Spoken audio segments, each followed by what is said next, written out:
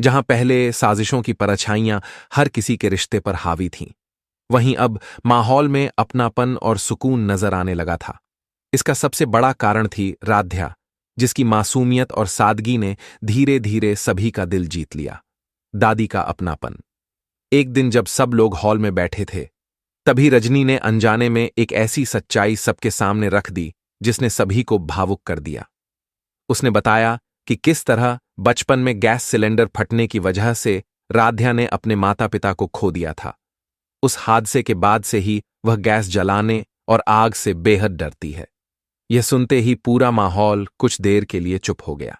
खासकर दादी की आंखों में आंसू भर आए। वे धीरे धीरे राध्या के पास आईं और उसे अपने सीने से लगा लिया।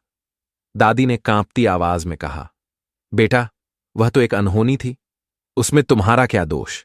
लेकिन तुम डर को दिल में हमेशा मत रखना। धीरे धीरे उसे बाहर निकालो, हम सब तुम्हारे साथ हैं।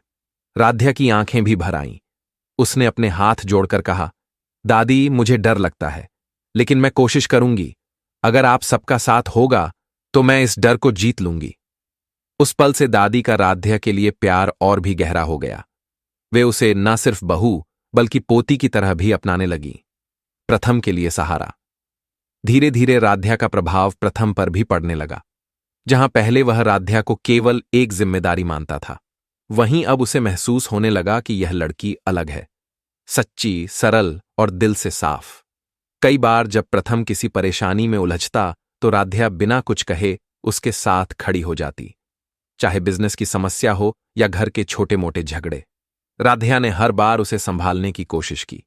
एक शाम जब प्रथम काम से थक कर घर लौटा तो देखा कि राध्या ने उसके लिए नींबू पानी रखा है। उसने हल्की मुस्कान के साथ कहा, आपकी थकान मुझे साफ नजर आती है, थोड़ा आराम कीजिए। प्रथम हैरान था। उसने कभी किसी से इतना अपनापन महसूस नहीं किया था। वह अनायास सोचने लगा, क्या सच में यह लड़की मेरे लिए भगवान का दिया हुआ तोहफा है? सच्चाई का खुलासा। लेकिन इस रिश्ते की गहराई को समझने से पहले प्रथम को एक और सच्चाई का सामना करना पड़ा। एक दिन रजनी ने उसे बैठाकर सब कुछ बता दिया। रजनी ने कहा, प्रथम, तुम्हें पता होना चाहिए कि तुम्हारी शादी राध्या से क्यों हुई। निहारिका तुम्हारे खिलाफ बहुत बड़ा खेल खेलने वाली थी। वह चाहती थी कि तुम्हारा नाम और मित्तल परिवार की इज्जत बर्बाद हो जाए। तभी हम लोगों ने फैसला लिया कि तुम्हें किसी सच्चे दिल वाली लड़की से शादी कराई जाए, और वो लड़की राध्या थी। प्रथम यह सुनकर हैरान रह गया। उसके मन में सवालों का तूफान उठने लगा। लेकिन जब उसने पीछे मुड़कर देखा कि किस तरह राध्या ने हर मोड़ पर उसका साथ दिया है, तो उसे एहसास हुआ कि शायद किस्मत ने ही उसके लिए यह रास्ता चुना है। परिवार का बदलता माहौल।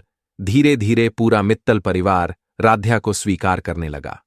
मायरा और सुजाता जैसी लोग, जो पहले उस पर शक करती थीं, अब उसकी अच्छाई देखकर मानने लगी कि यह लड़की परिवार के लिए वरदान है। घर का हर कोना अब खुशियों से भरने लगा। जहां पहले साजिशों और कटुता का माहौल था, वहीं अब हंसी खुशी और अपनापन नजर आने लगा। नई शुरुआत की झलक समय बीतता गया और प्रथम व राध्या का रिश्ता गहराता गया। अब उनके बीच सिर्फ समझौता नहीं, बल्कि एक सच्चा बंधन बनने लगा। एक रात दादी ने सबको आशीर्वाद देते हुए कहा, अब इस घर में नया वंश शुरू होगा। राध्या और प्रथम की जोड़ी से हमारा परिवार और भी आगे बढ़ेगा। सभी की आंखों में उम्मीद की चमक थी। ऐसा लग रहा था मानो अंधेरे के बाद उजाले का नया सवेरा मित्तल परिवार के आंगन में उतर आया हो।